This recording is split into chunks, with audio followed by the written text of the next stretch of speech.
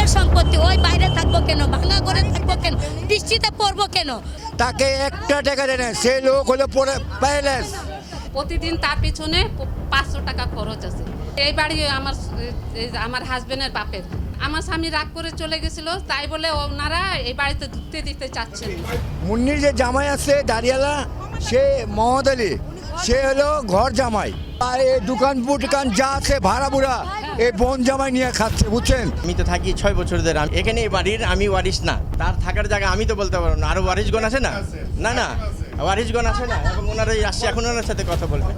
আমি এখানে আমার এখানে থাকার কোনো ইয়ে ছিল না। আমার ওয়াইফ থাকে, আমি এখানে থাকি। 3 তলা যেটা থাকে, একটা ফ্যামিলি থাকে, ওই সে ভাই আরেক ভাই, ওনার আরেক ভাই থাকে, ঠিক আছে। এখানে বর্তমানে এখানে যেমন এক ভাবি থাকে, বড় ভাবে মারা গেছে, উনি থাকে এখন, আর আমরা থাকি এখানে। 6টা দোকান আছে, একটা দোকান আরেক ভাই আছে, তার সাথে এক দোকান আমি করি। ভাড়া এখানে মনে করেন যে এখন ওই ভাতিজা উপরে 3 তলা আছে, ওরা উঠায় আর কি ভাড়া, ঠিক আছে। বাপের সম্পত্তি যখন তোর 2টা রুম আছে, তা আমারও তো একটা রুম থাকতে হইব। আমিও তো বউ বাচ্চা আছে না, আমারও তো সংসার আছে না। কথা বলতে পারে না, বউ কাজ করে বাসা বাড়ি, ভাঙা ঘরে থাকে, বৃষ্টি পড়ে, উনি অসুস্থ, 2 দিনের ভিতরে যদি মইরা যায়, তাহলে এই সম্পত্তির মালিক কে হইব?